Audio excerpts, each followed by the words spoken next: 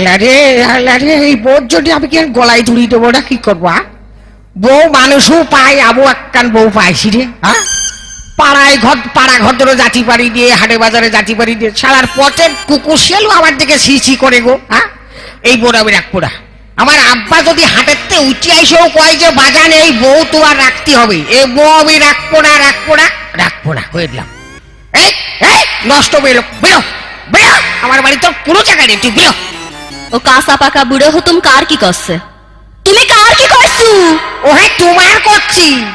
ও বুড়ো হুতুম বাড়িতে গেল ভালো মানুষ, পাড়াতে এসে আমার সাথে মরছে কেন? তোমার সাথে মরবো না থেকে তোমার গুণির সাথে মরবো। হ্যাঁ, তোমার গুণির কথা করছি আমি।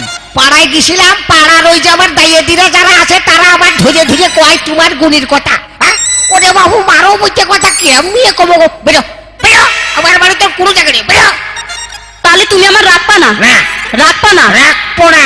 রাখবা না? ও হে, তুমি আমার হাত উঁচু করে দেখে ঠিক পাবো না, তোমার রাখবো কি রাখবো না? তাহলে তুমি এখানে দাঁড়ায় থাকো, আমি আসছি। তুই না আসা পর্যন্ত আমি যাচ্ছি না, সে বল আমার ভিতরে আসে কিন্তু। হ্যাঁ যা। ঠিক আছে, তুমি কত বড় বাপের বিটা হইছো, তোমার না দেখে আমি যাচ্ছি নিকো, আমি মিলিটারির কাছে যাচ্ছি, দাঁড়াও। না, তুমি মিলিটারি কাজ যাবে না, তুমি মিলিটারি কাজ কখনো যাবে না। ওই যে আমাদের গ্রামের রহিম, ওই বউ ছাড়া কেসে পড়িয়েছে, আর মিলিটারি তার ধরে নিয়ে গেল। ধরে নিয়ে যে মারটা মারলো, মারিয়েছে কোনোদিন লোকের সামনে ঠ্যাং উঁচু করে কথা বলতে পারবে না। তুমি আমার বাড়ি থাকো, আমার বাড়ি থেকে ছায়া ব্লাউজ শাড়ি কাপড় যা লাগে সাবান ছুটা, এমনকি হিমানি পাউডার দিও।